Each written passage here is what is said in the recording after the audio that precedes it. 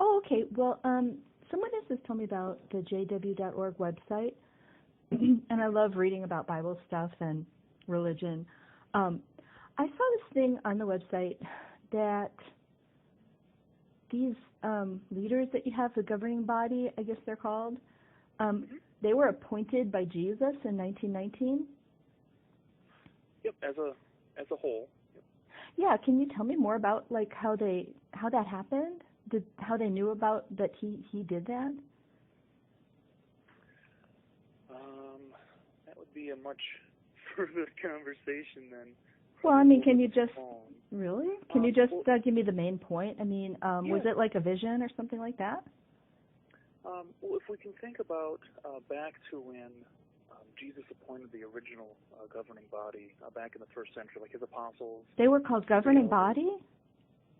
There wasn't a specific term. Right, and now that's just a term that we put on it as a... Right. I wonder why they do that to kind of, it's a subtle equating them with apostolic authority. But okay, go ahead. That's interesting. Yeah. Yep. So in the first century, they were generally called elders, like Paul's often referred to as going back to the elders in Jerusalem.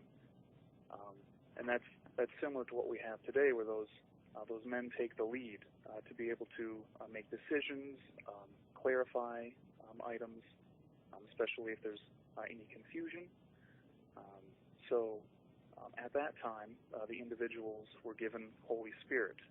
They knew they were given Holy Spirit from Jesus, from God, mm-hmm. In that they felt it.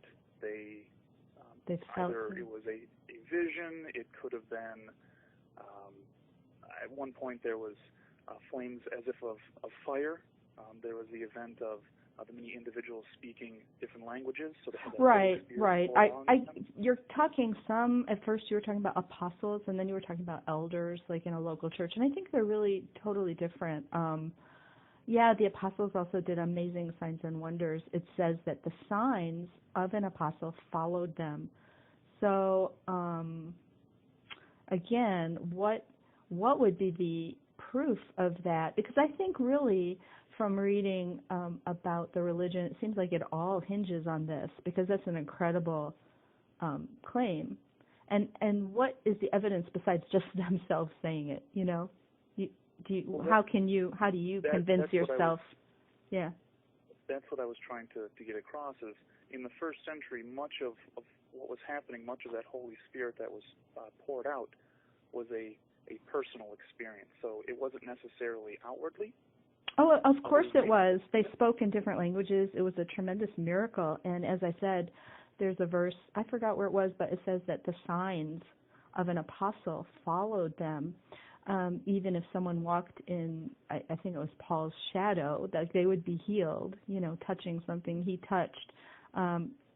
Miraculous healings, raising the dead. And that was for...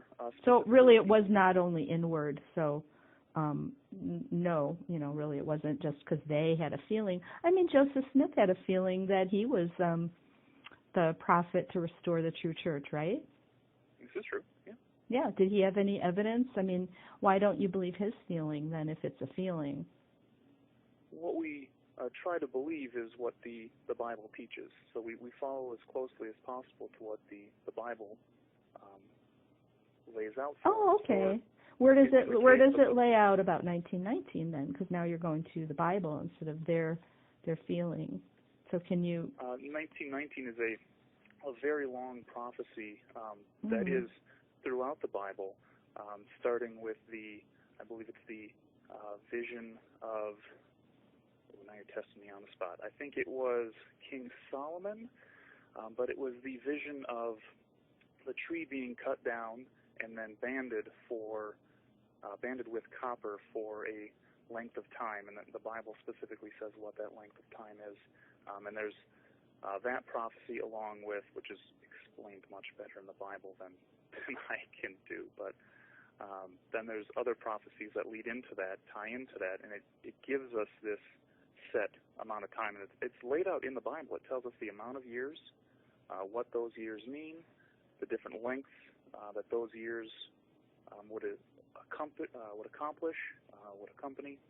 It sounds the like different putting. signs It sounds like maybe putting a whole bunch of different passages like together to string them kind of together. Would an ordinary person reading the Bible be able to know that the Watchtower was appointed in 1919? I've been reading it since I was 10, and I've never noticed that at all. Is it just kind of a secret insight that they have? No. Oh, I see. If you think back to the example of the Ethiopian eunuch who was reading from the Bible, he was just reading aloud. He was reading the Old Testament, yeah. Yes, and I believe it was